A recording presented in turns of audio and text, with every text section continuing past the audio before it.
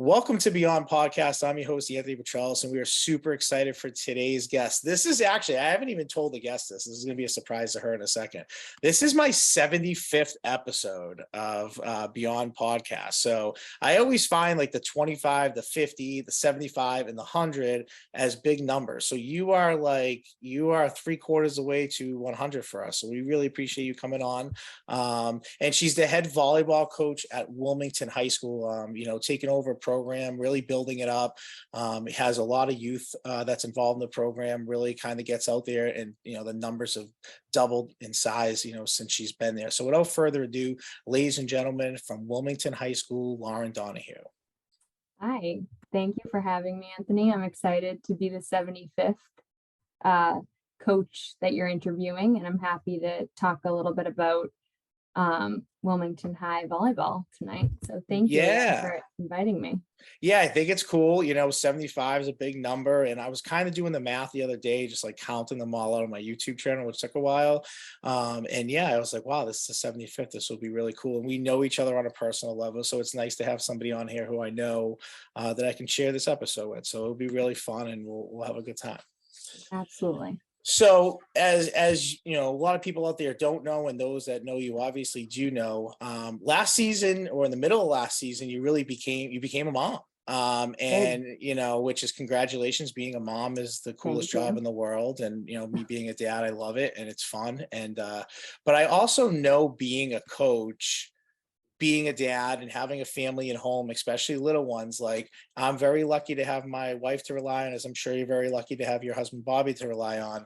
But talk about balancing that, because it's not easy. Like for people out there, it was probably the hardest thing I've ever done in my life, was balancing twins at home with coaching, with work, with life. And it can be a struggle. So I'm just curious from your end, being a mom, like I said, congrats, but maybe talk about balancing that life a little bit. Yeah, so I think, as you said, I became a mom October 1st of last year. So I had the opportunity to be part of selecting the team last year and being part of tryouts last season as well.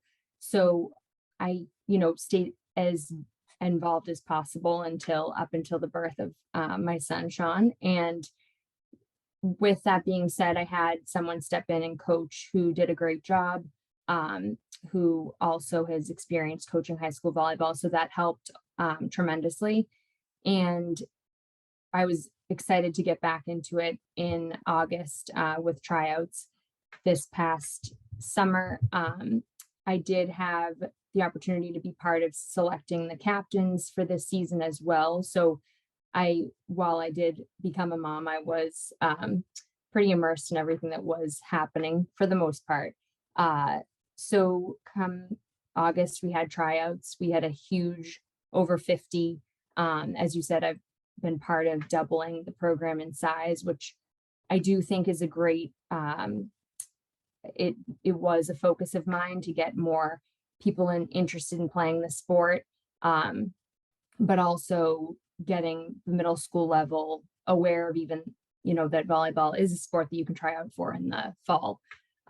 So having over 50 athletes try out was great. We made cuts, which, isn't always the best. It's not the easiest thing when you're coaching and kids are willing to put in that effort in the off season. It is not easy to narrow a team down. So I totally get where you're coming from. Yeah. And I think seeing that and realizing, the commitment that people were making made the juggle of being a mom a little bit more impactful, in terms of realizing, I do have a group that's super committed to this sport. They want to grow the program, as do I. But that does come back to, being a mom is my number one priority. So it's amazing to have a husband who gets it.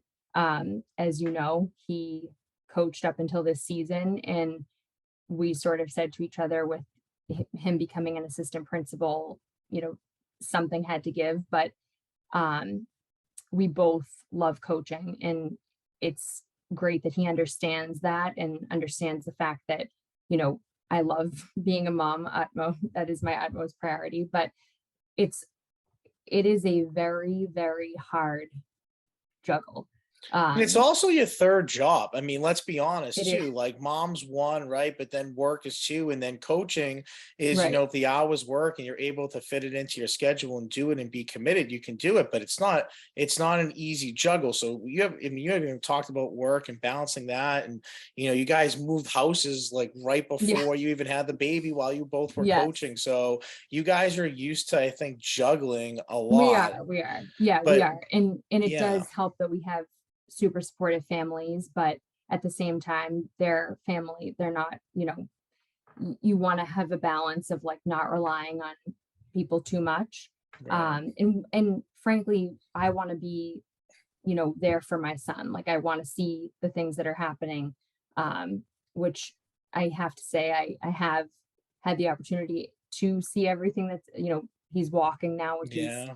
so fun. And but it does help that I live right next to the high school. So that Yeah. has allowed things to work in terms of convenience. But I also will say the fact that my full-time job is hybrid. So if I had to be in an office 5 days a week, this would never work. Yeah. It just so that's what allowed me to start coaching initially, because it was something I had always loved doing, but I coached club. And once the pandemic hit, I was like, oh, this is a great opportunity to actually be able to do something else that I love and coach high school volleyball. So coming full circle, it's definitely a huge adjustment. It is nonstop 7 days a week. I mean, right now we don't we're not practicing on the weekends. We do have one upcoming Saturday game, but for the most part, I stick to like a 5 day a week schedule volleyball wise. Um, and that has allowed me to kind of regroup on the weekends, both mentally and, you know, with my husband, with my son, and in terms of my full-time job too. So Yeah. I think for me, that was a big thing going into this. Like I want to be able to be as committed as possible and as focused as possible. And as you know, it takes time preparing for practices, preparing for the competition. And there aren't enough hours in the day. No, it's just like, I mean, I'm listening to you and I'm just like laughing to myself because I think of like nights that I got home from football and was, just getting home in time for bedtime to be like, yes, like I didn't get to miss, I'm here for bedtime at least. And then like balancing time with your wife, and then you're setting your alarm at like 1:30 in the morning to go downstairs and watch film or I prepare don't do things that. I like, got yeah. So I listen to you, but you're the mom, you're the king of the house no matter what. So I mean, I know my place here. yeah. So but to me, I think it was just important to talk about that because I understand balancing that, and it's not easy. It can be a difficult process, and Yeah. like you said, you're mentioning all these different things and so on. But with that all being said, and I totally agree with you, you look at your non-league schedule for this year, or just your schedule for this year in volleyball, and talk about like not, I mean, Middlesex is the Middlesex. You're always going to have tough competitive teams that are going to play well, and a 500 team in your league is another team in another league, maybe winning it or coming in second place or being that consistent up there. So that's how talented and strong the Middlesex league is. But talking here, this year's schedule, you're playing 15 different teams. All the teams made the state tournament but one. That was Watertown. Ipswich, one of your non-league opponents, won the D4 state championship. And in D4, you play Arlington Catholic, who I know is very loaded as you do, and Stoneham. And I don't know a lot about them, but clearly they made the playoffs, so they're not bad. Melrose went on to the Final Four in Division II, and other Division II foes, Woburn, Burlington, Wakefield, Reading, all made the playoffs. Division I, Winchester, Arlington, Belmont, Lexington, and even your other two non-league opponents, Lynn Classical and Mefford, also did. So making a rock star. I mean, I had Jonathan Brillo on here of BC High, and I thought his football schedule was the hardest thing I've ever heard, probably till this moment when I did my homework on you guys. And your league and non-league schedule is insane. I mean, Talk about that mindset for your program, because we mentioned the things about your program. You've built it up, you've doubled the numbers there. I know this year you have a large youth movement of a lot of sophomores that are in your program. It's the first time you've ever had a JV team consistently, I guess you could say, like a real JV team as opposed to Yeah, just putting real. your players together, right? So that shows a lot of growth, and that we're going to talk about some of the things that you do to grow this program. But for you, I mean, talk about your non-league schedule coming off a year of just having a baby. Obviously, we talked about just balancing that, and now you're throwing some, titans on your non-league schedule to play. So what's the mindset of growing your program and maybe taking it to that next level? Yeah, so we also lost 9 seniors from Okay. last year. So Yeah. there's that too. But I learned quickly in, as you said, the Middlesex League. I knew, hearing from people in Wilmington, from even the girls. One thing I said my first year coaching to the team, I asked them right before our first match against Burlington High, who's another one that always, super competitive, great athletes. I asked them to raise their hand, and I said, how many of you think we're going to win tomorrow? And not a single girl raised her hand. And I said, okay, let me ask it another way. How many of you think we're going to take a set tomorrow? And one player raised your hand. And I kind of thought for a second, okay, so there is like the competitive mindset is not there. The defeat feeling is clearly there. And that sense of, just kind of going through the motions was kind of how it felt. Right. Like, Um, it was almost like a club team type hangout more than it was a yeah, competitive, let's try to win a league or a state yeah. championship. And like, especially going into games against Winchester, Melrose, certainly. Um, it just is already, they're walking into it like, oh, well, it's going to be a quick, 0-3 loss. Right. So that's been a focus, but I do have to say the non-league piece is both now because of the way that the tournament works based on, your ranking, and how, so right now we're 1 in 12, and we're ranked 37th out of, I believe, 55 teams in our division. But because of the non-league teams we play, that allows us to move up higher in a ranking, even if we have that many losses. So I do think it's a good way for the players to obviously see competition outside the Middlesex League. A lot of coaches might say, oh, now why don't you play teams that are just like an easy A win? cupcake. Yeah. Yeah. And I see that side of it. I do. But at the same time, I also know from even being a player that you're not really gaining much from that. But at this point in the season, looking at the team that I have right now, they could use a few wins to get that confidence and that like mentality of we have the ability to win, because I do think that the teams that we've played, I mean, Ipswich, as you said, they're probably one of the best teams I've seen since coaching in Wilmington, where they just were, their mechanics were there. They seemed like even, potentially like collegiate level team, the way that they operated together. And we took a set from them. Then, this year, then I look at a team like Wakefield and we are pretty evenly matched with them.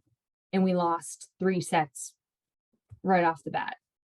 So is volleyball one of those games, and I'm thinking of it from like a backyard barbecue version of it, but Yeah. I've seen this happen. Is like when you start making a few mistakes, do you feel like your team then immediately like they'll serve it and no one goes for it, it hits the ground, or like they don't communicate it and someone bops it, 10, 20 feet out of bounds? Like, is that like the mental aspect of the game a little bit? Does your Oh, team, as soon as that happens, struggle? 100%. Yeah. Yes. Okay. We could be up by 5, and the second the other team starts going on a serving run of 3 or 4 points, I say it almost every match, and I'm like, okay, the wheels have fallen off. Like, it's just the regrouping. And what I remember from playing and what I really tried to focus on with this group in particular this year, but even in the last few years that I've coached here in Wilmington, the struggle that I find is the mental toughness piece, and someone with that athletic mentality of like, let's just go, let's win, like whatever it takes right now, all out. And Yeah. I have had one or two players here or there, but it's not enough. And as you know, on a larger scale, like there's only so much you can do sometimes. And it's challenging, especially where, selfishly where I am juggling things from a personal level and wanting to give this team and this program everything I can.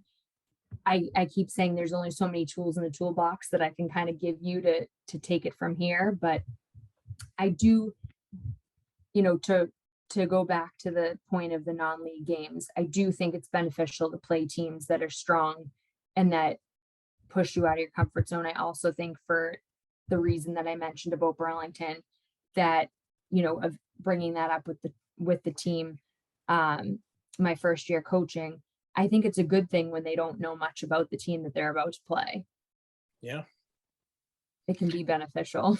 And I think it's great, because from a mathematical standpoint alone, like you guys made the playoffs last year, and I think you only had like 4 or 5 wins, right? Yes. Yeah. So from a mathematically, it makes perfect sense. And, I think what's tough about playing in a tough league is like, how are you ever going to learn to play tough unless you play tough outside of that? Like those girls assuming going into a Middlesex game, we're going to lose, we're going to lose, we're going to lose. Right. Like, not like, this team's tough, but we're going to battle. It's like, we're going to lose. And that can be tough. So the only way you do build that up, it's, I've heard so many coaches come on here and we talk about non-league schedules and how they go about balancing it. But I think now you're seeing it come to fruition. And I can speak from the football world that your mathematical equation makes sense, because I've seen teams last year that were 6-2 or 5-2 that didn't make the playoffs because they had a weaker non-league opponent or weaker league opponents. I mean, you're seeing some teams like Everett kind of, face that they play in the GBL to no fault of theirs. That's the league they play in, but they're not getting the 1 seed or the 2 seed or getting the home game. And last year they lost to Methuen because they had to play at Methuen. I think if they played at Everett, the game probably would have been different. So you have to look at it from that standpoint, because mathematically you can't get away with playing cupcakes anymore. No. And I think And I if you're think where lacking it it, helped.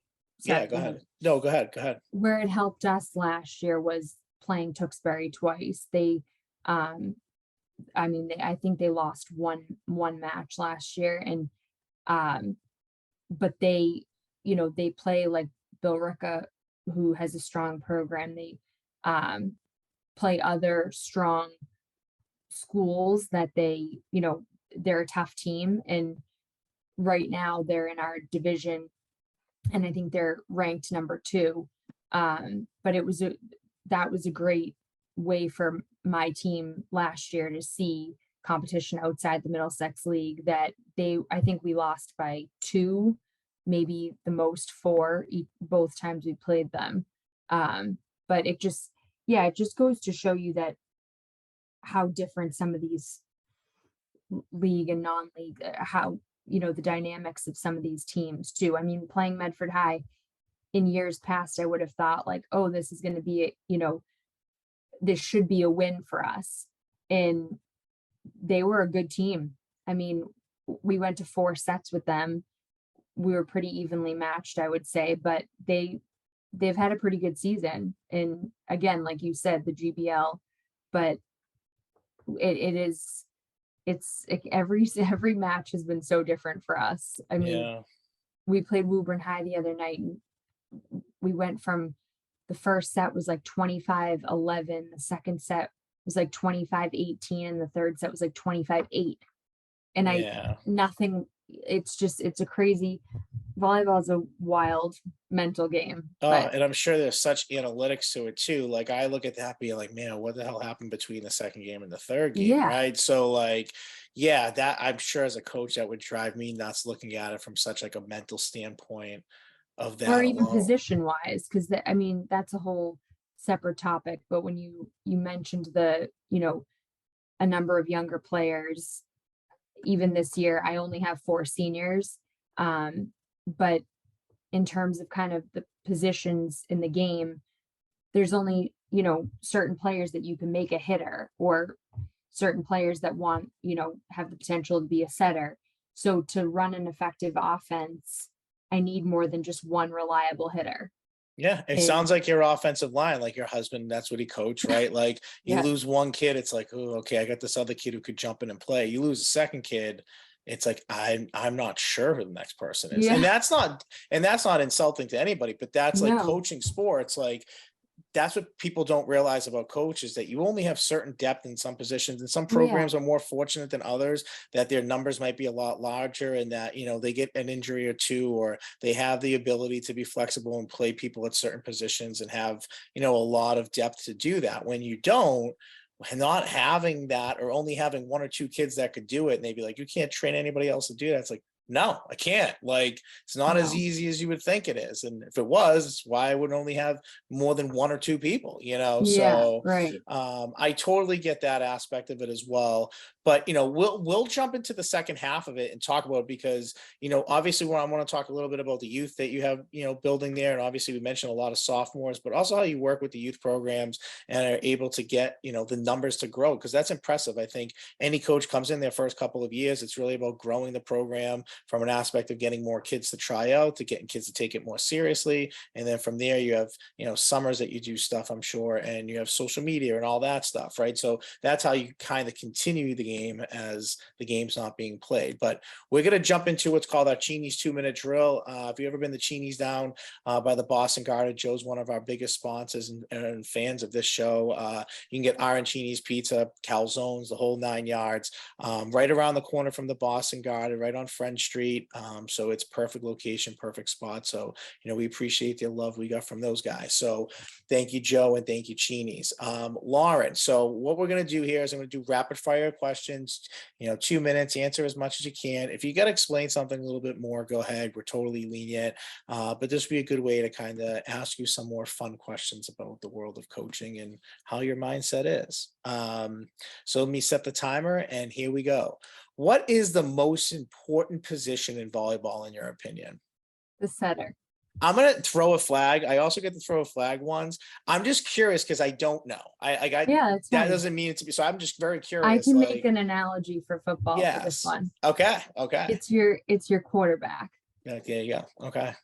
I don't think you have to say anything else. You just have to say that. And I'm like, Yeah, okay, I got it. they literally run the offense. Yeah, gotcha. Okay. Song that gets you still pumped up or like juiced up a little bit. If you heard it before a game, you might be moving the shoulders, bopping the head a little bit. Oh God. I've heard a lot of different answers for this one. Oh God. Can we come back to that? We can come back to it. I'll throw it at you at the end. All right. Who's a better coach in the family, you or Bobby? Oh. I oh God. Uh I think I am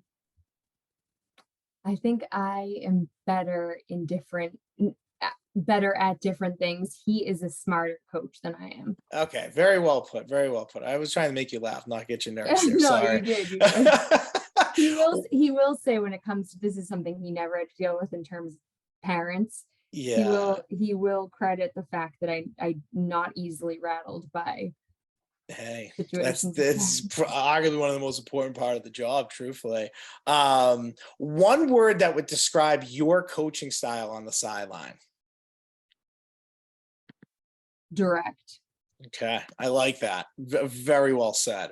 So bigger non-league opponent, because I know you have love for both these places, but bigger non-league opponent that you would want to beat more, Medford or AC? AC. Okay. What would you say is the biggest part of the high school volleyball game that has changed maybe since you played? The level of commitment outside the season. Okay. So I played club my junior year on, but it's something now that players start in middle school. Very good. Very good. And I'm coming back to that last question, song that still gets you a little pumped up or juiced up before you hear it. Oh God. I honestly, I'm so bet you'd think I would be better at this, considering I clearly don't make the playlists That's okay. for Listen, I mean, you would think I should because I used to teach spin, but I don't, I would say something like anything. I would say like we'll just say Nelly. anything. Nelly, Nelly, there we go. yeah. Nelly, perfect. Nelly, any album, Yeah. totally fine. Perfect. Well, you survived the 2-minute drill, so I'm That glad I probably gave went over you 2 minutes because I 5 couldn't get panic the attacks song. there. Sorry about that. No, it's all good. So I wanted to give you an opportunity because obviously we're talking about, and you mentioned in the 2-minute drill, the level of commitment that these girls are giving at a much younger age. And obviously you growing the numbers here in this program, and you've done a great job in doing that. Just give you a chance to talk about this year's squad a little bit. You obviously mentioned you have a few seniors, but a lot of the youth movement that's probably, getting reps or getting some playing time as well. So wanted to give you a chance to shout out this year's squad a little bit.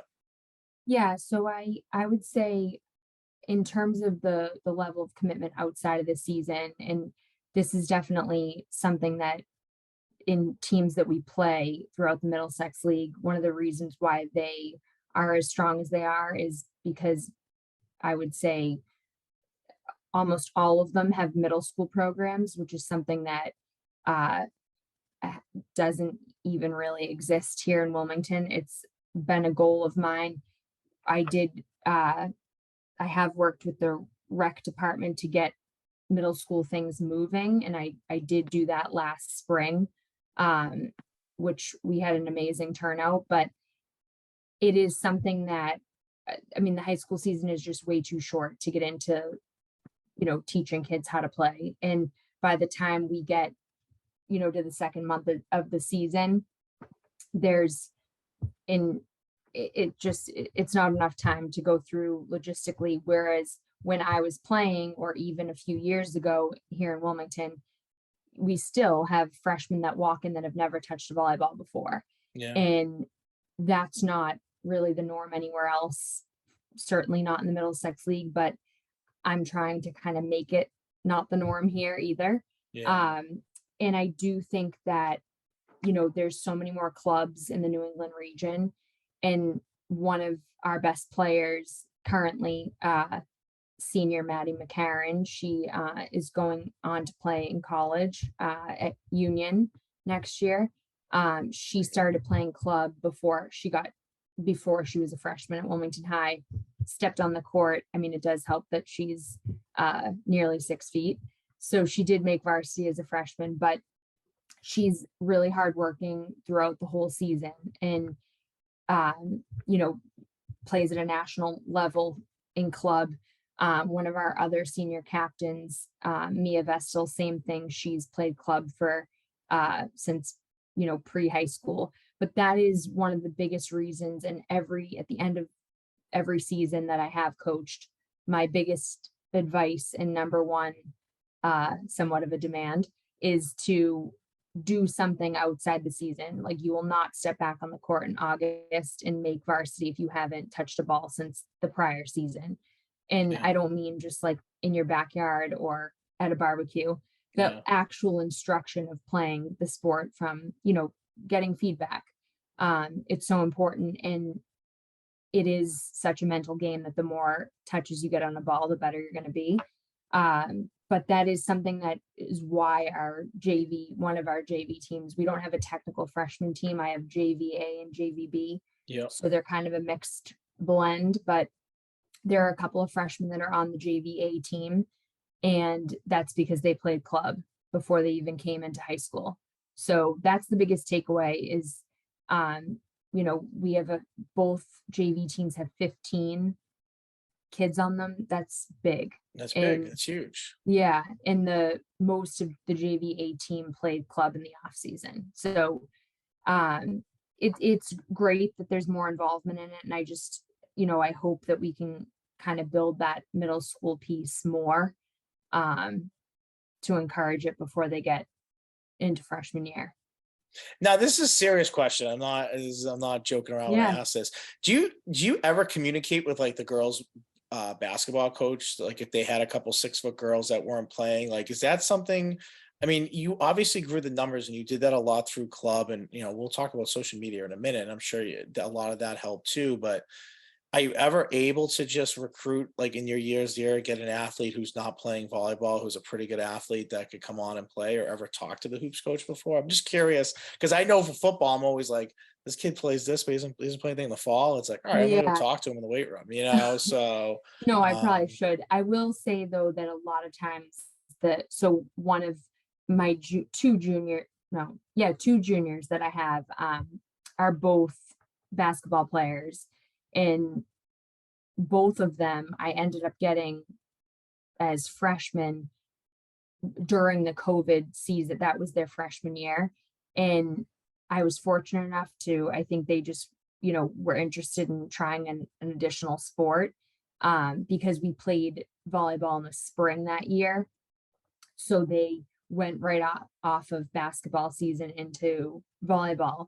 But I mean, I'm friendly with a lot of the coaches, but I do think the numbers in Wilmington High are not huge. yeah, So I don't think kids are necessarily like intimidated by trying out for volleyball. I do think that they kind of are, for the most part, you know, we do get the athletes that are here that are in yeah, the you get what school. you get. Yeah.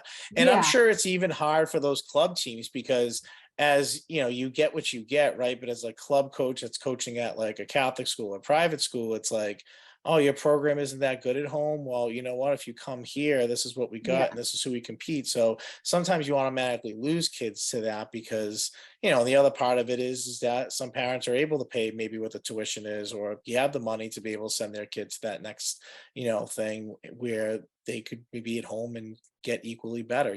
So it's Yeah, I hard to did be in those find that positions. with the middle school program I did, and I asked, we had a lot of sixth and seventh graders in the spring when I did it, and we had a few eighth graders, and I said the first night, I'm like, oh, where are you headed next year? All Wilmington High, and each one was going somewhere different. There Yeah. was only one player going to Wilmington High, so it Yeah. definitely is.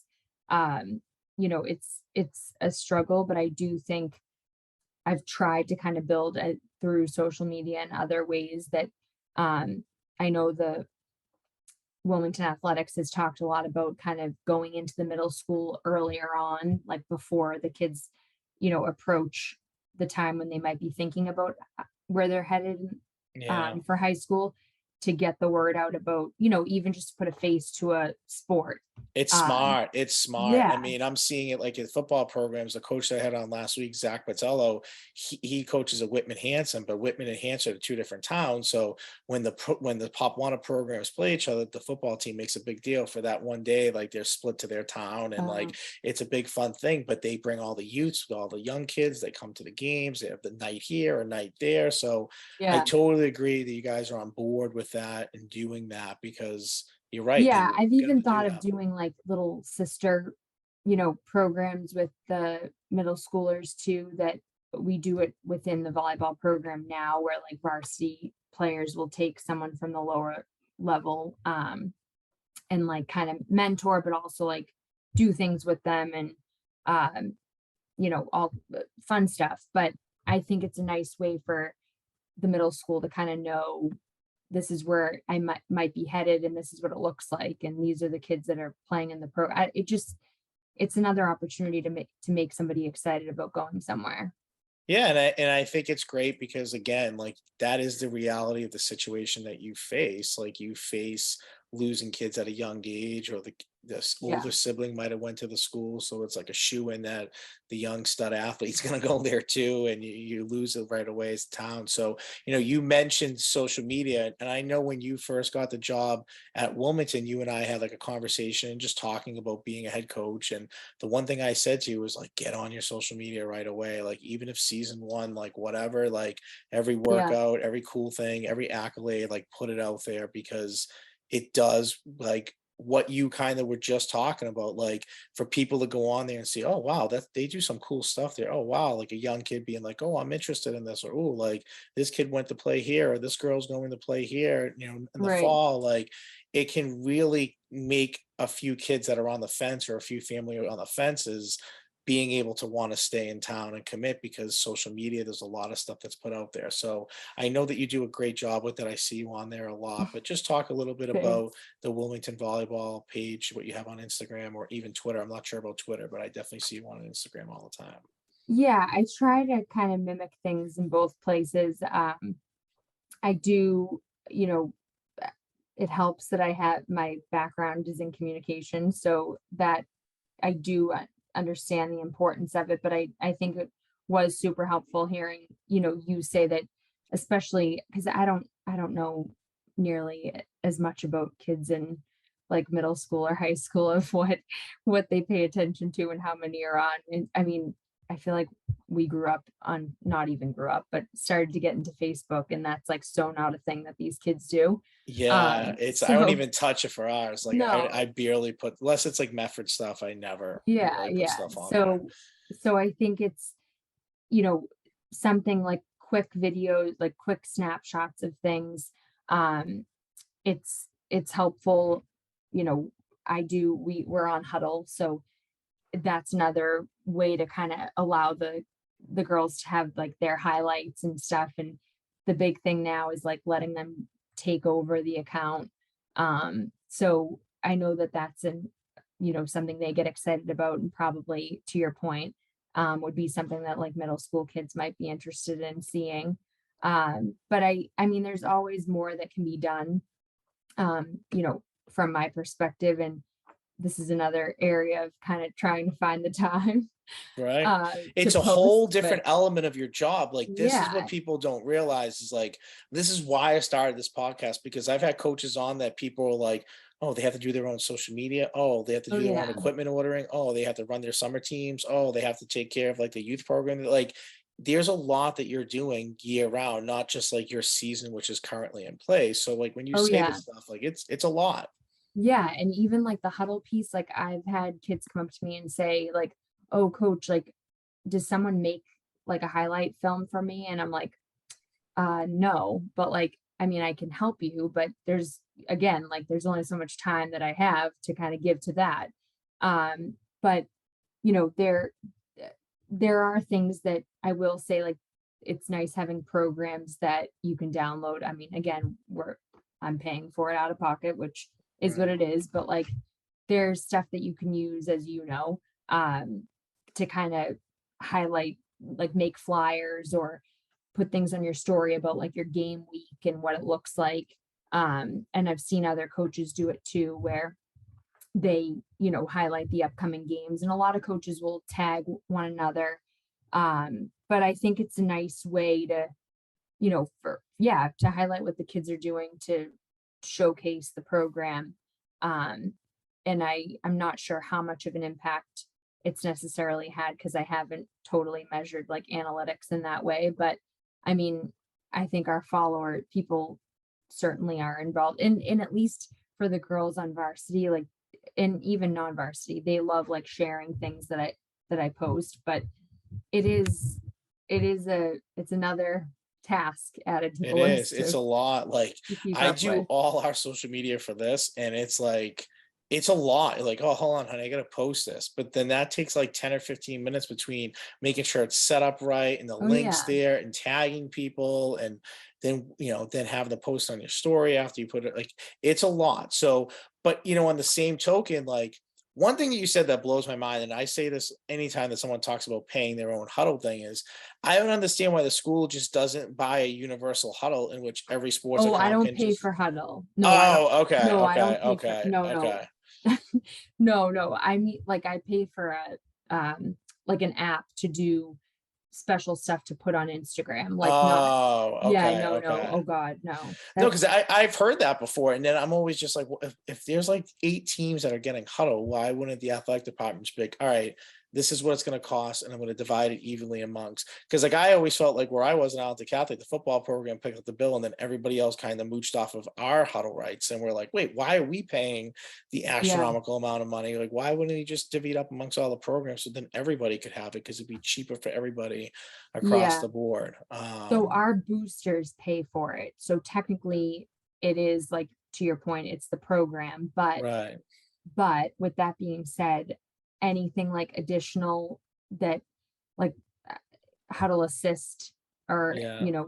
things that you might want to like that's additional pricing. Yeah, exactly, But exactly. So you get yes, like the you're basics. absolutely right. I mean, the parents that are part of the boosters do a great job, and I had a conversation with them at the beginning of the season, and they said the same thing. And they're Right. reminded often when they bring this up, though, that Wilmington doesn't have athletic fees. So that's kind Yeah, of I mean, the and that's true. I mean, that's true. And but here's my reverse argument to that. It's like it's all a big circle, because oh yeah, if you want to keep kids in town and all this stuff, being able, like for our business, for instance, we have beyond like all stars, and they send us their huddle clips, and then we clean them up, we post them on our story, we tag them, we put music to it, the whole 9 yards. And then all of a sudden we have 40 new followers because that kid shared it and another kid shared it. We tagged another kid on the team who shared it. And yeah, that's how kids like start sending us clips. Now we get so many that we can't post them all. We try to do like 4 or 5, not to like crush our social media page that day. But like, if you do that, like, and a town does invest in it, then on the flip side is like all your social media accounts now have access to be able to do this and throw it on Instagram stories and throw it on all the Facebook groups that are out there. So, there are like, I argue it the other way. Like, yeah. and I, No, and your guy's new AD, Dennis, I love him. I had him on here when he was the basketball coach. He's a great guy. And I know he's super invested in all that stuff. So, I'll talk to him. I'll talk to him. No, just no, kidding. But I we think love it's good. Dennis. I'm only I joking. mean, I'm just glad that we have it, to be honest, because I know Yeah, there are some schools still out there, that don't. It's schools crazy. that we play that don't. Yeah. It's archaic. It's archaic nowadays in sports, period, no matter what sport it is. So no, I think you do a great job with your social media, and it is a really important aspect of high school sports that is growing more than ever. I follow Max Preps on Instagram, and that the stuff they pop up on there all the time is just great, and it's Hmm. that quick hitting 10-15 seconds, if that, on someone caught on their phone on a sideline at a volleyball game, at a basketball game. And it to me, it's some of the cooler like content that's out there, because you catch such like organic everything. And you mentioned that you work with the youth programs a lot as well, and nowadays that stuff's starting to even get more on social media. But I want to ask you a couple more questions, and I love asking coaches variations of these questions. You've been a head coach now for a little bit. My question to you is, where do you feel like you've grown the most as a head coach? Like, thinking back to your first year and thinking now, like I've had those moments of like, I can't believe I did that or didn't do that, or what, didn't even think about that. Where would you say your largest growth is as a head coach now, than it was maybe, day one? I I would say that from the beginning, I was so focused on building like a winning team as opposed to understanding like the mechanics or the needs of the team, like based on either position wise or dynamics. Um, and I do think in a sport like volleyball, as I mentioned before, where it is so mental, um, I do think having like that athletic mindset um, is so important. And I've always said that I'd rather have a kid that's willing to work 20 times harder or put in extra hours than have a kid that has a few years experience under their belt but isn't necessarily willing to like take kind of the feedback that you're giving them to Yeah. making change. So I think thinking less about winning and kind of having to think less about winning, and more about like what's working and not working and how can we make this work. um So right. It's so right, because when you first become a head coach, right, like all you're thinking about is just what's on the court or what's on the field, and yeah, winning, because winning cures all. But you realize, like, I know for me, like, we weren't a great tackling team. And then you start asking yourself the question, but what are we doing better to get better at this? Right. So like sometimes you're so focused and have tunnel vision on top of the other million things that are thrown on your lap about what's going on with kids and dealing with parent booster clubs. And, there could be a schedule and change on top of COVID. So there are other Yeah. things that like obviously you deal with as a coach. But yeah, I think any coach goes in being like, I want to win. And Yeah. sometimes it's not, and this will kind of lead into the last segue of talking to you, but what would be your advice to young coaches out there? Is it something along those lines of what you just said that you learned about yourself, or just anybody jumping into the coaching field, no matter what sport it is? Like, what would be your biggest advice to them in their development as becoming a coach?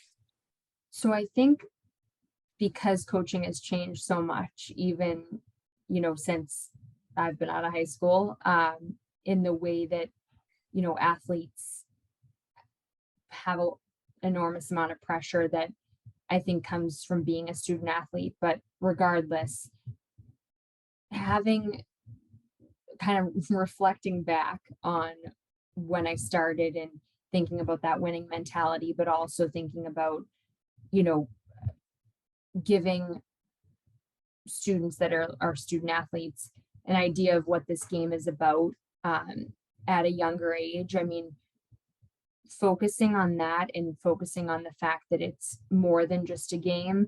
One of my biggest goals when I first started coaching was kind of this collaborative environment of, like, having them trust one another and being like bonding on and off the court.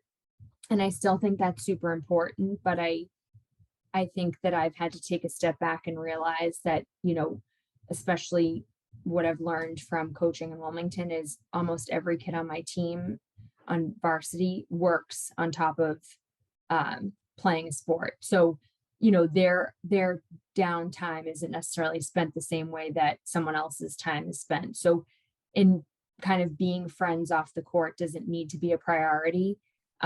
So I think for a coach starting out, it's important to think about the fundamentals and, what goals you want to set with the team. It was something this year that I did for the first time coaching high school, where I said, let's think of 3 goals that we want to focus on this year. And one, I think, was maybe to like take a team, to sweep them in 3. We have yet to meet that goal, but there's time. And I think, the first one is like listening to one another on the court. That's a huge piece of the game. And the second one was trusting one another. So I do think that the trust and the collaboration piece from when I started coaching is still there. It's just kind of it's looked at in a different way. And that's what I mean by, the game has changed, or excuse me, coaching has changed so much from when I started and from when, we were in high school, that I Yeah. think a new coach understanding that no matter where you're coaching, winning might not be in the cards right off the bat.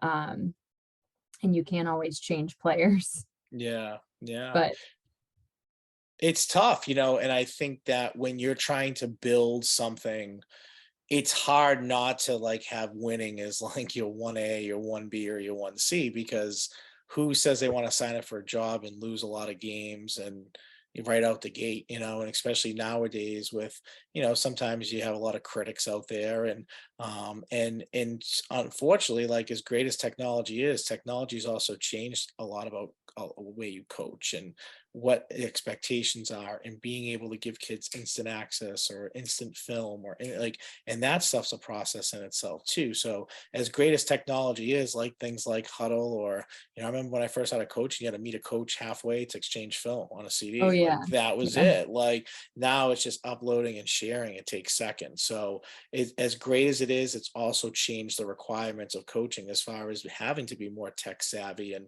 I know just the social media thing. Some guests I have on here, they're phenomenal with their social media, and some guests that I have on here, they're like, yeah, I try my best and that's it. But that's starting yeah, to yeah, become more of a prerequisite of getting into coaching. I know when I interviewed coaches, the first thing I asked them how they were with technology. And Yeah. 5 years ago, I probably would have never asked that question if I was a head coach, so it definitely has changed things. And I totally agree with you. I think great advice. And you've been great today. I think talking about building a program, what's been the most impressive thing for me is how much you've grown a program.